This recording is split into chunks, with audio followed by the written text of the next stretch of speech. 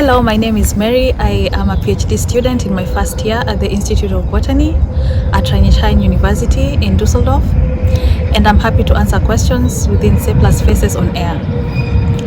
So my journey in science started with my bachelor degree, where I took a bachelor in biotechnology, and in my final year of my bachelor thesis I was able to work in a plant transformation lab, and this is what sparked my interest to get into the field of plant sciences.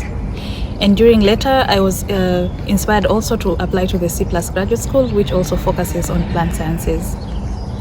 So when did I decide to become a scientist?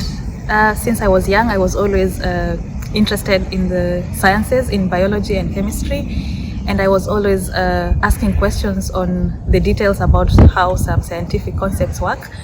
And yeah, since I was young, I just knew I will always, when I grow up, I want to venture in the field of sciences.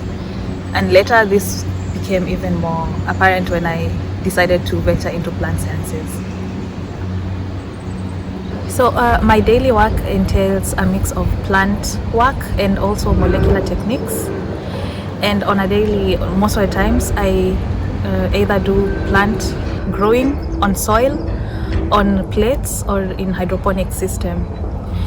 I really enjoy working in the lab and doing the experiments in the lab, but what I enjoy most is at the end of the day, after I obtain data from a certain experiment that I'm running in the day, and I get to analyze the data and get new conclusions and hypotheses.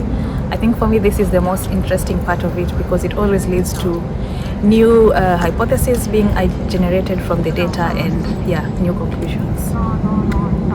I like the idea of soapbox science because I find this is a good platform for female scientists and researchers to present the science they do in the labs to a bigger public audience in such simple and precise terms.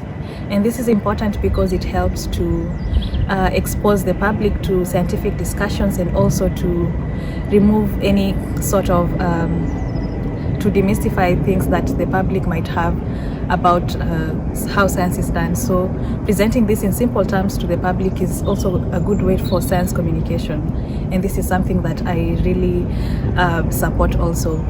And it's also a platform for female scientists to be able to be seen as scientists that are able to venture in the field, because for the longest time female scientists are not seen as a perfect picture for what a scientist should look like, and this is a way to also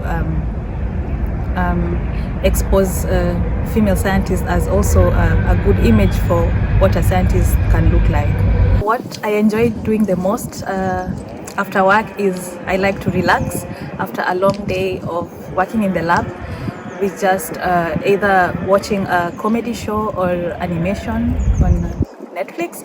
And I also like to bake. That's part of my hobby, and spending time with friends, and yeah, going out for a jog when the weather is perfect.